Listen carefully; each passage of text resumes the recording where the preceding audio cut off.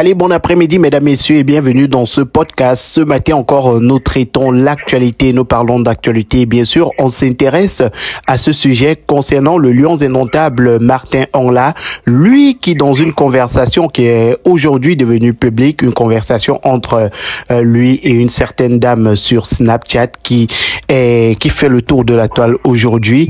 Dans cette conversation-là, il parle un peu de sa vie personnel. Il dit qu'il n'épouse pas chez eux des filles bamileke, ce qui est jugé pour certains comme du tribalisme.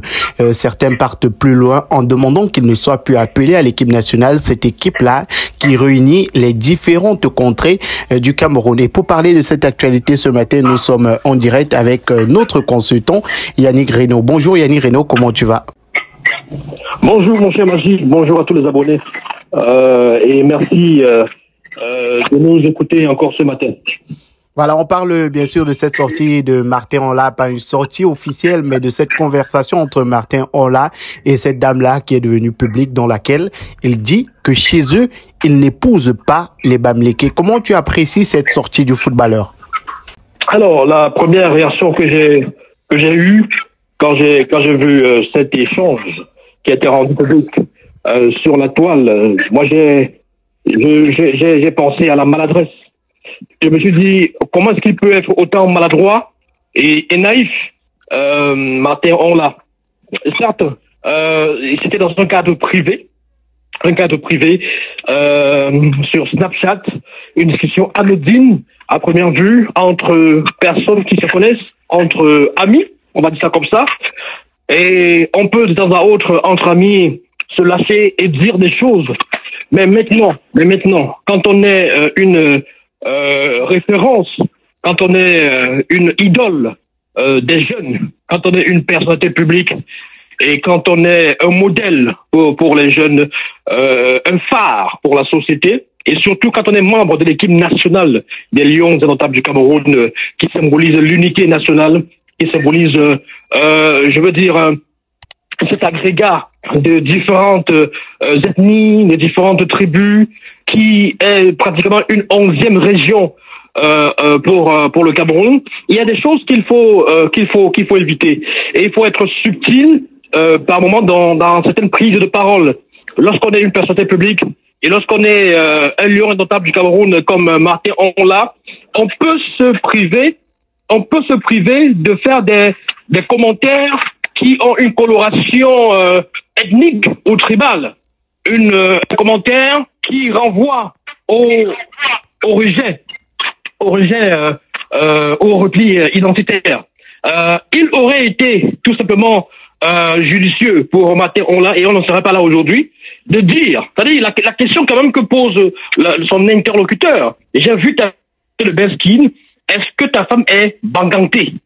Est-ce que ta femme est bangantée? Alors, à ce niveau, quelqu'un qui n'a pas envie d'être étiqueté comme quelqu'un de tribaliste ou comme quelqu'un qui est dans un repli identitaire aurait simplement dit non, ma femme n'est pas bangantée. Ma fille a appris à danser en regardant, je sais pas, vidéo de Kuchambanda, ou alors elle a appris ça à l'école. Tout simplement, on n'en serait pas là. Alors, il a dit non, ma femme n'est pas bangantée. Chez nous, on n'épouse pas les bamileke. Il n'a même plus parlé de bangantée, il a parlé de bamileke. Donc, et puis le concerné ou la concernée a continué, a dit mais ça veut dire quoi? Bon, écoutez, j'ai pas les propos exacts du concerné, qui a quand même été surpris et qui a manifesté sa surprise, et qui lui a demandé mais est-ce que mais comment est-ce que vous pouvez écoute, il a dit plus loin que c'est comme ça dans leur famille, et voilà. Enfin, il a fait comprendre à cette personne que c'était comme ça ne pourrait pas changer, et que c'est peut-être cette personne qui va venir changer ça du jour au lendemain. Donc, un peu comme si il est dans un conformisme à ce niveau-là. Donc, et c'est un problème. C'est un problème parce que s'il a même voulu juste blaguer, s'il a voulu juste rigoler avec un follower ou alors un internaute de façon anodine, voilà que ça s'est retrouvé sur la place publique, et il faut justement aussi se poser la question de la véritable motivation de cette personne qui échangeait avec Martin Ongla, une conversation privée qui se retrouvait sur la place publique, même fautée, même s'il a été maladroit, j'ai envie de dire ça comme ça. Ce n'est pas forcément la bonne solution, si vous êtes véritablement amis, de poster ça sur la place publique et le faire passer pour quelqu'un de valide qui a peut-être voulu blaguer avec vous, il a peut-être voulu, c'est sa pensée, ces mots ont peut-être dépassé sa pensée, il aurait peut-être pu dire autre chose, il aurait pu dire ça autrement. On sait quand même que dans beaucoup de familles au Cameroun aujourd'hui, dans beaucoup de tribus encore, il y a l'idée de mariage interethnique, mariage mixte, comme on l'appelle souvent, n'est pas toujours la chose la mieux partagée. Il y a encore des tribus qui sont dans une sorte de conservatisme à ce niveau. Les ancêtres ont pratiqué cette loi, cet interdit, et ça se perpétue, ça continue jusqu'aujourd'hui. Et malheureusement pour le Cameroun, pour ce que l'unité nationale symbolise pour nous, cette pratique de la sorte continue justement à être respectée. On parle quand même de Martin Anla, qui est un lion indotable, qui est un garçon qui devrait en principe avoir une certaine ouverture d'esprit, qui joue à l'étranger. Il ne joue pas dans son village, il ne joue pas au Cameroun, et qui côtoie d'autres personnes, qui joue avec des footballeurs d'autres nationalités, qui au sein de Lyon joue avec d'autres personnes que sa tribu. Donc, pourquoi est-ce que aujourd'hui la jeunesse camerounaise, même issue de cette communauté où on est encore réticent au mariage mixte, ne prend pas les choses en main pour dire si nos parents avaient eu cette idée, nous pouvons changer les choses. Nous sommes en 2023, on n'est pas obligé. Il aurait pu dire que dans son village ou dans sa famille, chez eux, les ancêtres ou les parents avaient interdit ça depuis longtemps, mais aujourd'hui, on s'ouvre et on essaye de ne plus respecter stricto sensu cette disposition qui régit le fonctionnement de leur famille. Donc, c'est quand même une histoire assez rocambolesque. On se retrouve là à commenter des échanges sur Snapchat entre un lion et un follower, juste parce qu'il a été maladroit. Toute vérité n'est pas toujours bonne à dire, et aujourd'hui il faut quand même dire que il y a pas mal de réactions sur la toile, pas mal de personnes qui condamnent et d'autres personnes qui, évidemment, comme on peut s'y attendre, peut-être par affinité ethnique, tribale ou bien par affinité amicale, se retrouvent à dire justement que il n'a rien commis de, c'est pas grave, c'est rien du tout, et on nous demande même d'aller dans nos villages faire la leçon aux autres et pas à Martin Anla, ce qui est quand même grave, parce que là on parle de repli identitaire, parce que le fait de rejeter l'autre sur la base de son appartenance tribale ou ethnique, on parle là de repli identitaire. Alors si on ne veut pas prononcer le mot tribalisme, et c'est identitaire. Donc est-ce que Martin Anla, avec ses propos, est un tribaliste ou alors est un naïf? J'ai plutôt envie de pencher pour la deuxième hypothèse. Il a été naïf, mais attention, ses propos transpirent le tribalisme qui vit encore dans nos sociétés traditionnelles, dans nos réalités profondes. Et il ne faut pas avoir peur des mots, parce que cet état des choses-là s'assimile au tribalisme, se résume au tribalisme. Le tribalisme, nous l'avons tous pratiqué, il faut le dire. Nos ancêtres l'ont tous pratiqué parce que, à des moments immémoriaux, on évitait d'épouser des gens qui venaient d'autres contrées, d'autres tribus, et même d'autres pays, parce qu'il fallait conserver nos traditions, il fallait conserver nos us, il fallait conserver un certain nombre de choses, notre patrimoine. Il fallait éviter que nos royaumes, nos chefs, nos villages appartiennent aux étrangers, parce que oui, quand vous épousez des gens venus d'ailleurs, peut-être demain leurs enfants, leurs descendants imposeront leur loi. Donc c'était un ensemble de choses comme ça. Et puis il y avait un certain nombre de clichés, d'a priori sur certaines tribus, qui est raison pour laquelle on préférait rester entre nous. Mais aujourd'hui, en 2023, le monde a évolué. Aujourd'hui, en 2023, et le monde est un village planétaire où un Français épouse une Ivoirienne, ou un Indien d'Amérique, ou un Chinois épouse une occidentale, une blanche. etc., etc. Toutes choses qui aussi, par le passé, étaient interdites. Parce qu'il faut quand même se dire que, par le passé, c'était aussi une aberration. Dans la société occidentale, je vois par exemple qu'un homme, un Chinois, un bridé, puisse prendre pour épouse et même sortir avec une blanche, une caucasienne aux yeux bleus, aux cheveux blonds. C'était jugé excessif, c'était banni, c'était interdit. Cette femme qui épousait ce Chinois devait être mise au banc de la société, être rejetée par sa famille. Non, aujourd'hui, ce n'est plus le cas. Donc, on devrait également s'y accommoder. Pour peut-être sortir, par rapport à ce premier jet, mon cher Magé, il faut peut-être convoquer un peu la définition du mot tribalisme, parce qu'effectivement, le dictionnaire Larousse parle d'organisation sociale fondée sur la tribu. Donc, l'organisation sociale fondée sur la tribu. Ce qui veut dire simplement quoi? Ce qui veut dire que lorsqu'on s'appuie sur sa tribu et sur la tribalité pour peut-être se retrouver dans une sorte de reporter, on parle de tribalisme. Lorsque dans une nation, lorsque dans une république qui devrait être régie par l'unité, par le respect de la diversité, et donc cette unité, on en arrive encore à fonctionner, à réfléchir sur la base de l'organisation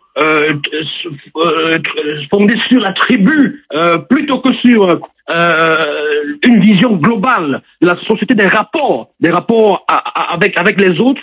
Alors là, nous sommes dans le tribalisme. Et attention, parce que l'une des conséquences de ce tribalisme-là, ou de ce repli densitaire, c'est que vous allez voir aujourd'hui sur la toile, depuis pas mal d'années quand même, hein, il y a pas mal de discours haineux basés sur la tribu, où on vous dit, vous êtes Bamileke, on ne vous aime pas, où on vous dit, vous êtes Bassa, nous ne vous aimons pas. Donc, dans ce contexte-là, une sortie ou alors des propos comme ceux de Matéron-là ne sont pas les bienvenus, parce que ça voudrait simplement, pour certains, confirmer le fait que nous sommes bel et bien dans une société tribalisée. Voilà, et peut-être pourquoi pas contextualiser la définition de tribalisme qui au Cameroun est un peu comme rejeter l'autre, rejeter celui qui n'est pas de notre tribu. Voilà, et on va peut-être revenir à cette conversation entre Martin Onla et la dame qui est devenue virale. Elle écrit: ta femme est bangantée. Elle pose la question et Martin Onla qui répond mort de rire: on n'épouse pas les Bamis chez nous. Ma femme est Bassa. Et il dit, la femme dit waouh, quelle mentalité, mais vous consommez Bami au point d'écouter leurs chansons. Entendre ça d'un joueur de l'équipe nationale où se trouvent plusieurs ethnies, dont les Bani, dont les Bami. Oui, allô? Voilà, et la dame qui dit entendre ça d'un joueur de l'équipe nationale où se trouvent plusieurs ethnies, dont les Bani, dont les Bami, est très décevant. Voilà, je disais, je revenais sur la discussion entre Martin Onla et la dame. Lui la dame qui demande ta femme est bangantée, il dit mort de rire, on n'épouse pas les Bami chez nous. Et il dit ma femme est Bassa. La dame dit waouh, quelle mentalité. Mais vous consommez Bami au point d'écouter leurs chansons. Entendre ça d'un joueur de l'équipe nationale où se trouvent plusieurs ethnies, dont les Bami, est très décevant. Enfin, bref, j'ai vu ta fille danser sur du Kuchwambanda. Oui. D'où ma question, mais je ne m'attendais pas à ce genre de réponse. Et Martin Onla qui revient plus loin et qui dit ça te regarde. Je te redis encore, chez nous, on n'épouse pas les Bani. Qu'est-ce qui te fait mal? Il dit on n'explique pas ici. Tu poses ta question, on te répond et tu passes. Ne viens pas m'expliquer le continent ici.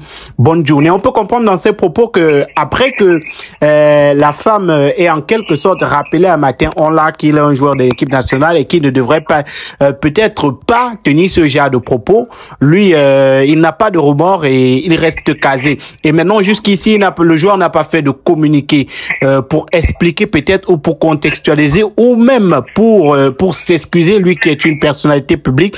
Comment ça peut être perçu? On a beaucoup de personnes qui pensent que c'est de l'arrogance, c'est ou autre chose. Justement, que la dame qui échange avec Martin Onla a insisté sur sa qualité, sur son statut de joueurs, de footballeurs internationaux et surtout de Lions indomptables du Cameroun, et que ce n'était pas une bonne image, que c'était pas une bonne chose qu'ils disent, qu'ils tiennent ce type de propos, et qu'il a insisté justement pour rappeler que dans sa famille on est strict et qu'on ne pousse pas les Bamileke.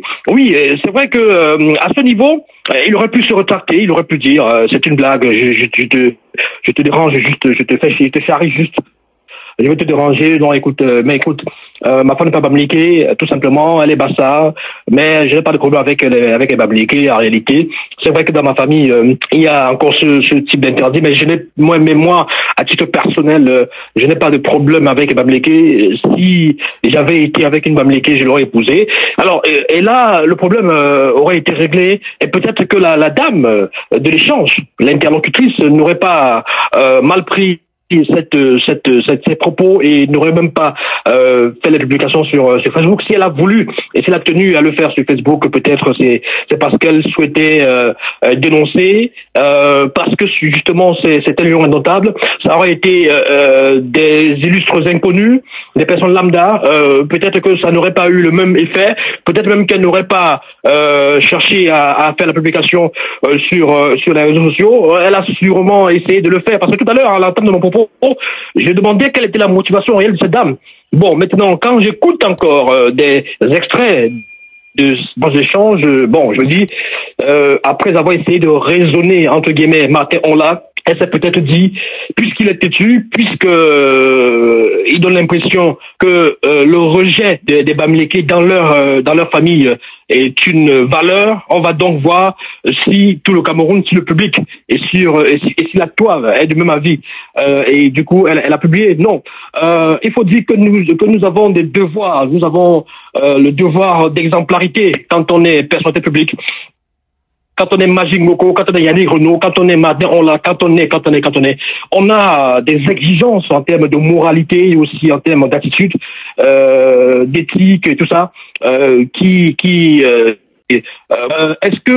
que Martin Onla, en Italie où il joue, à Hellas Vérone, est-ce qu'à Vérone, on connaît quand même des villes italiennes avec ce qu'on appelle le racisme, est-ce qu'il peut, dans une de ses interventions ou un de ses échanges, dire que chez lui, on n'épouse pas les italiennes et que ça passe comme ça, inaperçu, que ça ne fasse pas de tollé, ça ne suscite pas de tollé?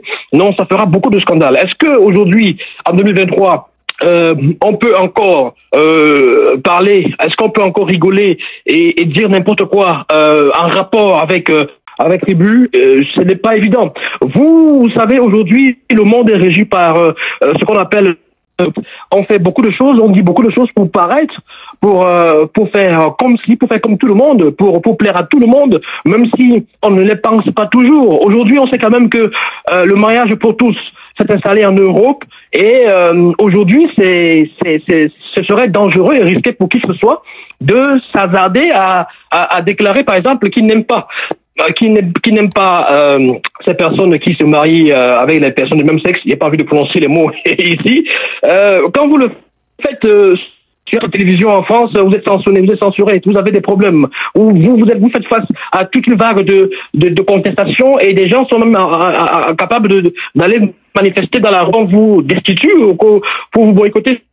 Aujourd'hui, pour parler, on retourne sa langue plusieurs fois avant de dire n'importe quoi, parce que la langue est un fusil chargé. Une fois que ça sort, ça commet beaucoup de dégâts, et il y a beaucoup de polémiques que cela suscite. Et quand on est personnalité publique, ça peut également nuire à notre métier, à notre fonction, parce que des boycotts, parce que des critiques, des gens qui vont réclamer des excuses. Martin Onla, alors je sais pas si aujourd'hui, 2-3 jours après la publication de cet échange, est-ce qu'il a déjà demandé pardon? Je n'ai pas connaissance de ce qu'il ait déjà demandé pardon, mais il faudrait qu'il le fasse. S'il l'a déjà fait, c'est bien. S'il l'a pas encore fait, il faut qu'il le fasse. Il faut qu'il fasse une sortie, peut-être à travers une vidéo ou alors un communiqué, pour justement dire aux Camerounais que ces mots ont dépassé était sa pensée, et qu'il était dans un cadre privé, et que ça revenait pratiquement à une sorte de blague, et qu'on ne devrait pas prendre tout ça au sérieux, parce qu'il n'a aucun problème avec les Bamileke. D'ailleurs, en sélection nationale, il joue avec des Bamileke, il côtoie des Choupo-Moting, des Mominga Maleu, etc., etc. Et d'ailleurs, vous allez voir que au sein de cette sélection nationale des Lions indomptables du Cameroun, beaucoup de ces garçons ont épousé des femmes qui ne sont pas de leur tribu, de leur ethnie. André Onana, il a épousé une Bamileke. Ils sont nombreux dans cette sélection qui ont épousé des femmes qui ne sont pas de leur ethnie. Donc, on ne devrait plus être aujourd'hui dans ce type de pensée, d'idées, et encore relayé par des gens qui sont des modèles, des références de la société, dont des personnes auxquelles des jeunes s'identifient. Lorsque ça vient de Martin Onla, ça devient comme une sorte de recommandation pour le petit jeune qui est au quartier, qui a pour modèle Martin.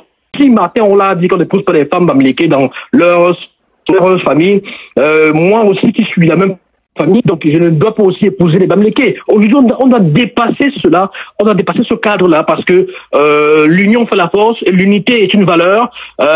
On vit en République. On n'est plus dans des petites chefferies, dans des royaumes où on s'interdisait des contacts avec des étrangers, tout ça. Aujourd'hui, on s'ouvre pour être plus fort.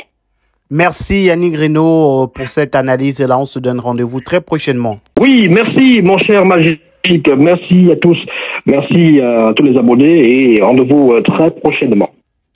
Voilà, mesdames, messieurs, c'était l'analyse sur cette sortie de Martin Onla, cette conversation qu'il a eue avec une dame sur Snapchat qui aujourd'hui est devenue très virale. Chacun y va de son commentaire, chacun y va de son avis. N'hésitez surtout pas à liker la vidéo, à laisser un commentaire. Vous, quel est votre point de vue par rapport à cette sortie du footballeur international camerounais, et partagez avec vos proches. Abonnez-vous, cliquez sur la cloche de notification.